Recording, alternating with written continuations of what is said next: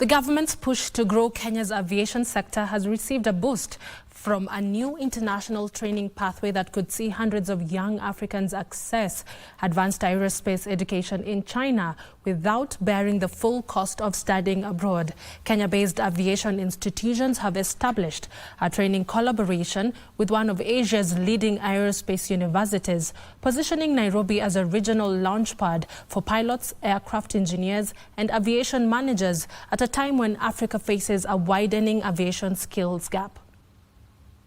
This push to grow Kenya's aviation sector is receiving a boost from a new international training pathway aimed at preparing African youth for a fast-expanding global aviation industry. Kenya is a growing tourist destination, and a lot of the students from the past, they want to pursue the aviation sector.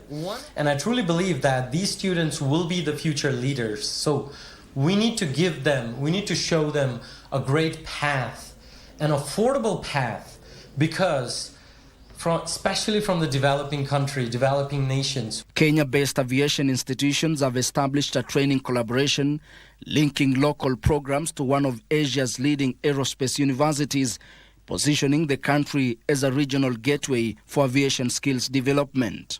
This gives the students, the young people, an opportunity to get to know what pilots go through. It gives an opportunity to the pilots to get to know what engineers go through. It gives also the engineers and the pilots get to know what the cabin crews go through. And it also gives the pilots, engineers, cabin crew to understand what the flight operations go through.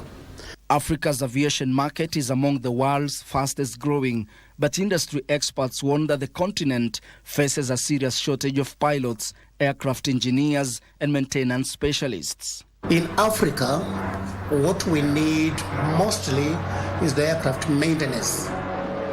People who can maintain the aircraft and ensure that that aircraft remains almost to 100% status the aircraft was manufactured.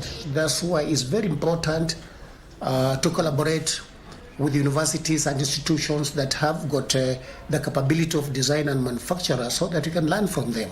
The collaboration allows students to complete part of their training locally before advancing to overseas.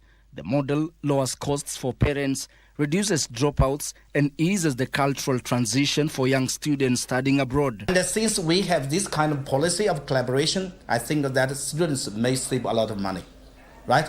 You know, if the longer students choose to study abroad, the more expensive it will be, right? So since they can choose to study maybe only 1 or 2 years in our university, and maybe for the first beginning years they study here, or maybe, right? So I think they can save some money. Graduates of the program are trained to global aviation standards, allowing them to work anywhere in the world.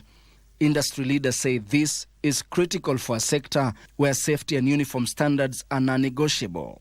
Ben Chumba, Easy Friday.